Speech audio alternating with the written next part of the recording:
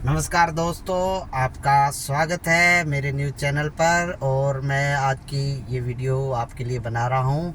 अगर आप भी एक टैक्सी ड्राइवर बनना चाहते हैं तो आपके लिए ये एक वीडियो है जो मैं आपको बताना चाहूँगा कि एक अच्छा टैक्सी ड्राइवर कैसे बने और अच्छे टैक्सी ड्राइवर के लिए आप कैसे कैसे अपने आप को अपग्रेड कर सकते हैं।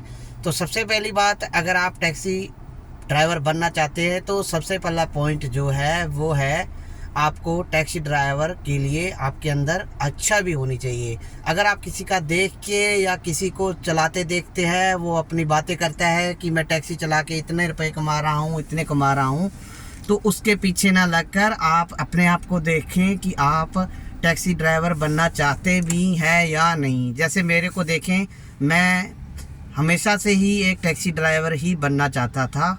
मैं सरकारी जॉब या कोई ऐसा काम नहीं करना चाहता था। हमेशा से ही ड्राइविंग करना ही मेरा एक तरह का पैशंस रहा है।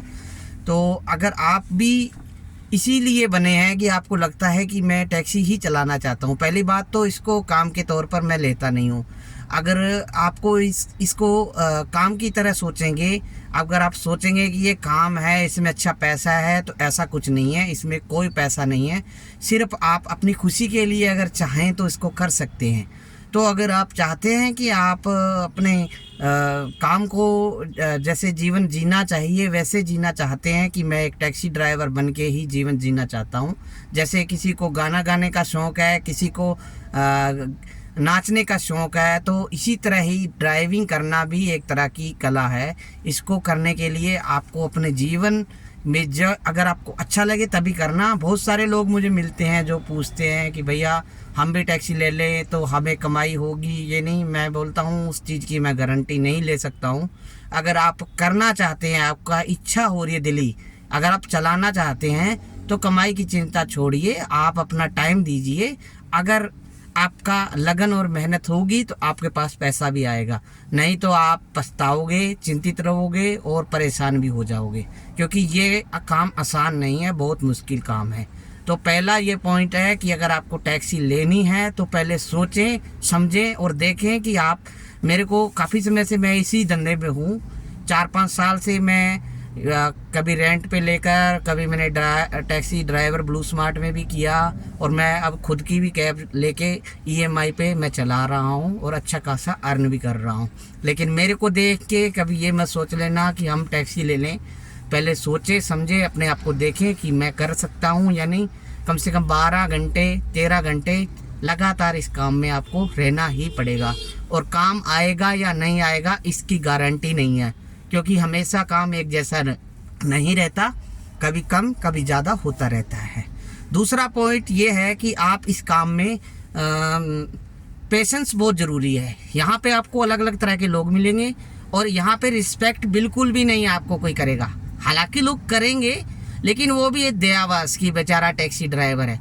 लेकिन कोई भी आपको अपने काम से मतलब रखिए, किसी की आप दया की भीख मत मांगिए, किसी से ज़्यादा आप ध्यान मत दो, क्योंकि साइकिल चलाने वाला भी आपको हो सकता है जज करे कि भाई तेरे को चलानी नहीं आती, ये वो अलग अलग चीज़ें बोलने को मिलेंगी। दिल्ली गुड़गांव में ये आम बात है। तो इस बातों को इग्नोर करो। और मैं ये नहीं कहता हूँ कि आपको थप्पड़ मारे तो भी आप इग्नोर करो, लेकिन अगर जितना हो सके खुद को इस लायक रखो कि चिंता से मुक्त रखो, क्योंकि हो सकता है अगला आदमी किस चीज़ से परेशान हो, वो फ्रस्ट्रेट हो, अपना गुस्सा आप पे निकालने की कोशिश करे। तो हमेशा इस चीज़ से सचेत रहो। ज़्यादा बंदे के करीबी जाने की ज़रूरत नहीं है। मेरे को बहुत सारे लोग मिलते हैं, कस्टमर मिलते हैं, अच्छी रेटिंग दे के जाते हैं। गाड़ी साफ़ सुथरी मैं रखता हूँ, वो मेरे लिए करता हूँ, मैं किसी दूसरे के लिए नहीं रखता।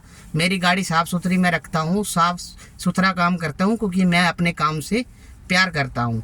तो अगर आप भी अपने काम से प्यार करेंगे तो निश्चित ही आप अच्छे ड्राइवर टैक्सी बन सकते हैं। लेकिन अगर आप इसको धंधे की तरह सोचेंगे तो आपको अगर कोई और काम पसंद है तो आप वो कीजिए। इसी हर किसी का काम देखकर उस काम में आप ना घुसने, यही आपके लिए बेहतर है। क्योंकि यहाँ पे मैं बहुत सारे टैक्सी ड्राइवर ऐसे देखता हूँ जो रोते हैं कि भैया हमने आज इतने का ही किया है, मेरा काम नहीं हुआ। मेरे ग्रुप के ही लोग हैं जो 12-12 बजे 9-9 बजे तक उठते हैं, तब तक मैं 1000-1000 2-2000 रुपये का काम कर चुका होता हूँ, क्योंकि मैं अपने काम को अपने हिसाब से करता हूँ। मैं इस चिंता में ही नहीं रहता कि मैं आज क्या करूँगा। मैं जितना करता हूँ अपनी मर्ज़ी से करता हूँ। तो भैया इस चीज़ का खास ख्याल रखें, और आपको पेशेंस बहुत रखना है। चिंता नहीं करनी है कि आपको EMI कैसे निकलेगी, सब काम होते रहेंगे। सिर्फ आपको एक दिन पूरा अपना काम मेहनत से बखूबी करना है, दूसरे दिन की चिंता नहीं करनी, और पीछे क्या हो उसकी भी चिंता नहीं करनी। तो इस तरह अपने आप काम को बढ़ाते हुए अच्छे से अच्छे ड्राइवर बन सकते हैं।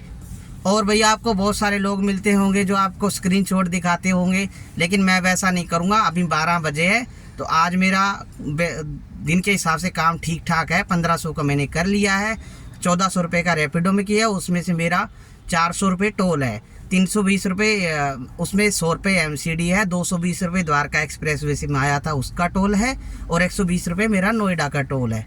तो लगभग 440 रुपये टोल बना है, और उसमें से रैपिडो में 1000 रुपये की मेरे 1000 की MCD पास ले रखा है, तो 1100 की मान के चलता हूँ मैं। अर्निंग मेरी हो चुकी है, और मैं लगभग 600 रुपये की राइड मैंने करी है ऊबर में। ठीक है, मैंने 2 ही राइड मारी है सुबह से, तो मेरा यही हुआ है 1400 1500 1600 का काम हो चुका है मेरा। और अभी मैं ये लोकेशन थोड़ी सी प्रगति मैदान के आसपास, यहाँ राइड कम मिलती हैं, तो मेरे को या तो लोकेशन चेंज करनी पड़ेगी या फिर वेट करना पड़ेगा। इसीलिए हमें इस चीज़ का भी ख्याल रखना पड़ता है कि कौन सी जगह कौन सी राइड आएगी, कहाँ नहीं आएगी, कहाँ पे आएगी।